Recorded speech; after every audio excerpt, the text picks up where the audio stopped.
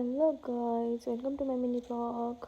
I hope you are doing well. अनि हामी चाहिँ आज दिदीको लागि जग्गा हेर्न गएको हो दिदीको साथी बनेर। अनि सुरुमा चाहिँ यस्तो टन्टलापुर घाम लागेको थियो, पछि चाहिँ पानीले पिटेर बारीको काला काला हिँड्नु परेको थियो। हेर्नुहोस् त गाई, त्यस्तो बारीबाट हिँडेको थियौँ।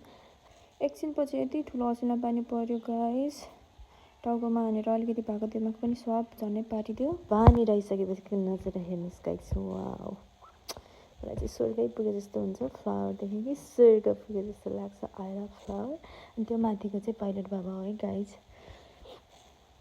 अनि पानी रहिसकेपछि नजर हेर्नुहोस् त गाइज, स्वर्ग हो स्वर्ग। अनि त्यहाँ चाहिँ मैले हाम्रो नेपालको समुद्र देखिहालेँ, भिडियो लिनु परिहाल्यो, लिइहालेँ। Just kidding guys. अनि फेरि हामीलाई चाहिँ अङ्कलले अर्को ठाउँ लानुभयो। अर्को ठाउँ जग्गा देखाउनलाई राम्रै थियो। हेऱ्यौँ अनि फर्क्यौँ। फर्किँदाखेरि चाहिँ अङ्कलले मलाई डर देखाउँदै हुनुहुन्थ्यो, जुका आउँछ भनेर। अनि त्यसपछिबाट घर आएँ। अनि मैले तातो तातो चिया बनाएर खाएँ, किनभने पानी परिरहेको थियो। आजलाई यति नै। Thank you for watching guys, bye by.